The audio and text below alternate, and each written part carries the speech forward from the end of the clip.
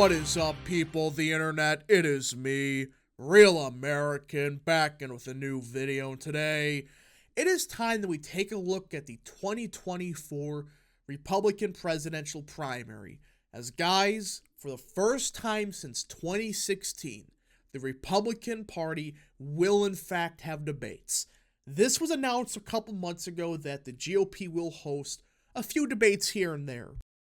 And there are many question marks about what would the requirements be. And we finally got them. It seems like the GOP just announced what the requirements are for the debates. Now, we're going to go over who's going to qualify, who's likely, who's probably not going to qualify, and all that stuff. Now, before we continue with today's video, I hope you enjoy these type of videos. If you do, smash the like button down below, subscribe, share with your friends, hit that little bell, follow the Twitter accounts in the description down below. Guys, go follow Real American Politics on Twitter. It is a great Twitter account everyone should follow. Of course, follow the Rumble page for exclusive content, and of course, join the channel today. Guys, just for $3 a month, you could join Real American, which is a phenomenal deal. As help support the daily content we all know and love. You love the daily content? Well, this is the best way to support it. So I hope and recommend you join the channel today. Alright, so the RNC finally announced the requirements, and as many of you know, the first debate will be held in Milwaukee on August 23rd. Now, this is the first time in a few years the GOP will have a presidential debate, because historically, when you have an incumbent president, there tends not to be debates for the primaries. Look at 2012 with Obama, look at 2004 with Bush, 2020 with Trump, etc., because nobody really challenges them.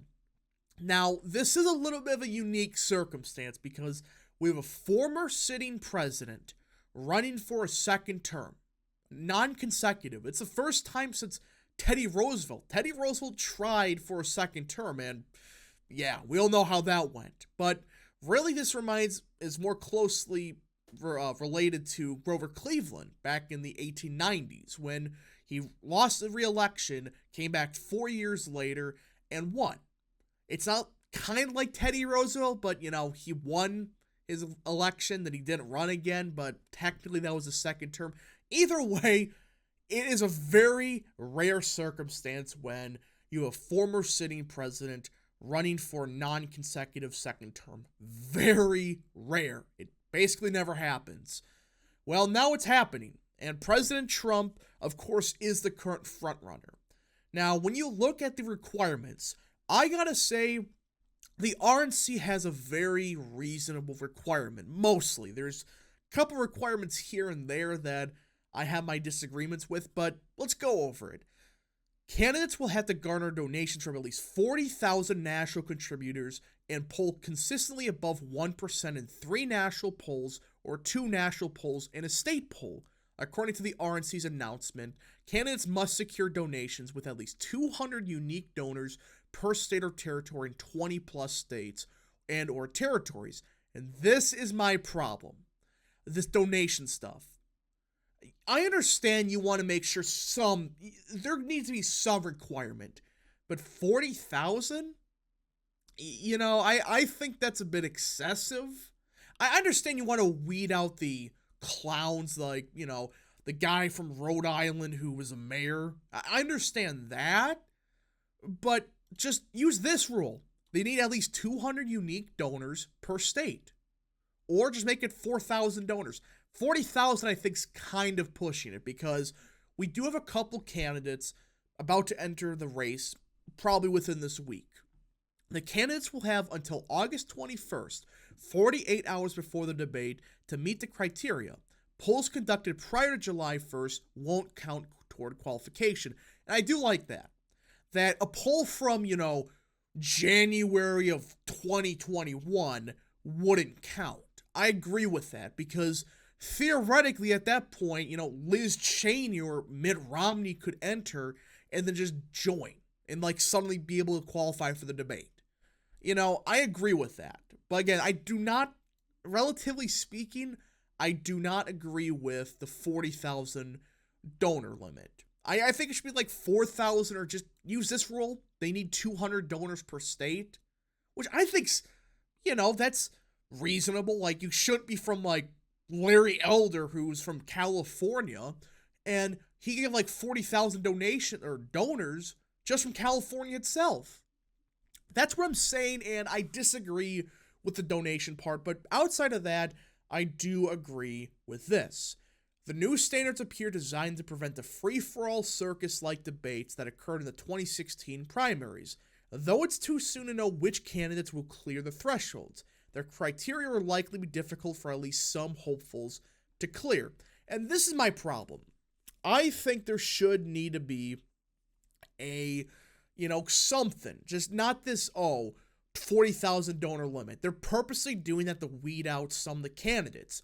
And again, I understand you don't want somebody like, Steve Laffrey, or whatever his name is, or, Ass Hutchinson. I can understand that. But what about the people like Perry Johnson? That's my problem. And in 2020, the Democrats did have, some kind of polling requirement, and they needed 2% to qualify. Candidates below 2% threshold were also randomly assigned to either debate. Alternatively, Democrats could meet the 65,000 minimum donor threshold to qualify for the debate, which I think makes much more sense. It shouldn't be you need 1% and 40,000 donors. It should be 1 or 40,000, or just like 200 donors per state, something, because I think that's a bit more reasonable, because that does measure support a bit better than you need to be pulling this percent and this way. Now, speaking of the candidates who could enter, there is another article by Politico that really goes over who's pretty much on lock, who is on the, edge. So, of course, Donald Trump, the former president, will obviously have no problems meeting the polling threshold or fundraising thresholds. But can Trump stomach the pledge to support the party's nominee and promise not to participate in unsanctioned debates? And this is going to be the one thing that may scare Trump off from a debate. There is a requirement that you must pledge support to the GOP nominee. Now, I think Trump understands he's probably going to be the nominee, so he probably will sign it. But if there's one thing that Trump, he may not participate in the debates, it's because of that. Which I understand what the GOP is trying to accomplish. Like, hey, if you want to participate in our debates, you gotta, sign this pledge saying you're going to support the GOP nominee. Which makes me wonder, will somebody like Ass Hutchinson, who, he's polling at 0.4%, will he be able to qualify? Will he pledge support to Trump? That would be ironic. And I do wonder about Trump, though. Will he participate? But I do not like the unsanctioned stuff. If a candidate wants to go to any debate he wants to, who freaking cares? That's another thing. They're trying to purposely make this where you must watch on Fox or Rumble. It's like, well, what if Trump wants to do, a debate with Tucker Carlson? That should be allowed. And of course, Ron DeSantis, even though he has the second highest name ID in current polls, the debates could offer DeSantis his first chance to personally introduce himself to a national GOP primary electorate and draw contrasts with Trump. That's if they're on the same stage, though. And that is another thing. Again, DeSantis will go to the debate. We're not debating that. However, there may be a chance they have two different debates. One on August 23rd, the other on August 24th, which I don't think they're going to put DeSantis on the second stage. If Trump is in the debate, they're going to put Trump and DeSantis on the same ticket. They're going to put for Perry Johnson on the second debate stage. But overall, DeSantis will obviously qualify. The former South Carolina governor, Nikki Haley, isn't polling in double digits like Trump or DeSantis, but she should have no trouble with the polling threshold, having polled 1% or greater in every one of the 50 national polls conducted this year.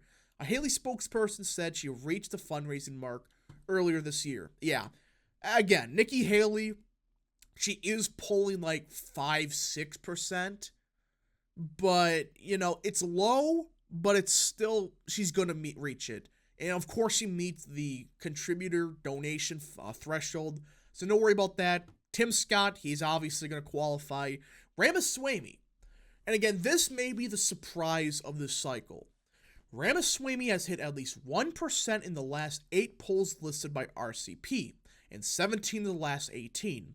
Despite the fact he's self-funding much of his campaign, Ramaswamy has said he's reached the donor threshold, an effort bolstered by solicitations for $1 donations seeking to build his list and check his qualification box, even if it has little impact on his coffers.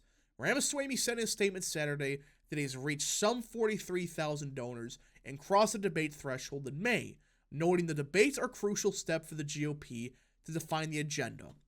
Again, Ramaswamy's having a fascinating surge, I guess. Nobody knew who this guy was, 4 or 5 weeks ago. Nobody did. I mean, look at this. Back in April, he was at 1%. Now, he's, for a little bit there, he was starting to go up to 4%. And some polls even had him higher or tied with Pence and Haley. Remember, this guy was virtually unknown a couple weeks ago. Now he's going to qualify for the debate. It does remind me a little bit of Ben Carson, though Ben Carson does not have anywhere near the charisma as Ramaswamy. It's still a very fascinating development where Ramaswamy, kind of an unknown, guy, he's surging, and he's going to qualify for the debates. Now, there are a couple candidates that are on that threshold. Mike Pence, surprisingly, may not be able to participate in the debate. Because, yes, he may be polling at, 4% nationally. He has the polling. But he's entering the race very late. And I don't know if he's going to be able to get the 40,000 donor threshold. I don't know if he can. Now, again, he's very well known with the GOP circles. There is a good chance he does qualify. But we do also got to wonder, will Pence also sign this nomination pledge? A lot of these bubble candidates, I do wonder, are they going to sign the pledge? Same thing with Chris Christie. I don't know how he polls above 1%. He's polling below 0 in some polls, like Trump said. Also, you really think 40,000 people are going to donate to this guy, especially like under a month or 2 months? I doubt that. And again, I don't know if he signs the pledge. Larry Elder, he actually does have a shot. He supposedly has reached the donor limit, the 40,000, and the polling, it comes down to that. Right now, he's right on the edge. Some polls he's at 1%, some he's at 0. He just needs to reach 1% in 3 polls just, between July 1st and August 21st. There absolutely is an opportunity for Elder to make it, though it's not as likely as, say, Mike Pence. You got to find a way to get above 1%. Chris Sununu, he may get 1% nationally, but who's going to donate the guy? Especially, when is he going to enter? This is kind of like the last week you would think Sununu would enter, but he's not. As Hutchinson, he's pulling at like 0.4%, doing worse than Christie, but I do wonder, will he sign the loyalty pledge? This is going to be the big thing for people like Hutchinson, Sununu, even Pence and Christie. If they don't sign the loyalty pledge, they're not going to be looking on the debate stage. And I think they will have to sign it, because if they want any chance of winning the nomination, they got to show up.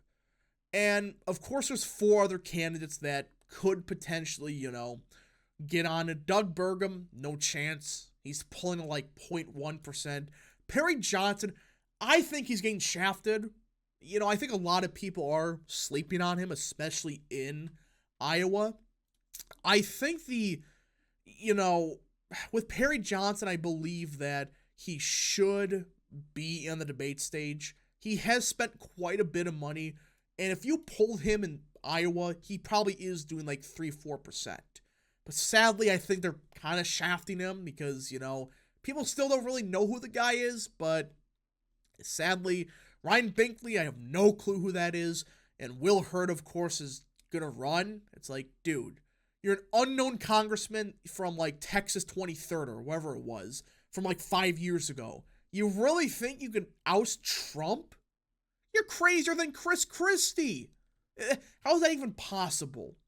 But overall, folks, I do believe we're for sure going to get like 5 candidates. Trump, DeSantis, Haley, Scott, Ramaswamy, they're getting on the debate stage. All right, unless Trump doesn't sign the pledge. I think he will, though. Of course, Mike Pence, I think, will reach it. It's going to be a bit difficult, especially the $40,000 donor limit. I think Elder does reach it also. He just got to pull 1%. That's not that big. Ask Hutchinson, he may make it. It's just a matter of will the donors get him over the hump. And Chris Sununu, I don't know what he's doing. But for everybody else, I wish Perry Johnson would get on it. I like Johnson. He's a very unique candidate, bringing something different to the table. But that donor limit really, I think, kind of stifled any shot of Johnson getting on the debate stage. But anyways, folks, thank you so much for watching. If you did enjoy this video, smash the like button down below, subscribe, share with your friends, hit that little bell, follow the Twitter accounts in the description down below, and of course, join the channel today. Thank you so much. Godspeed to all of you.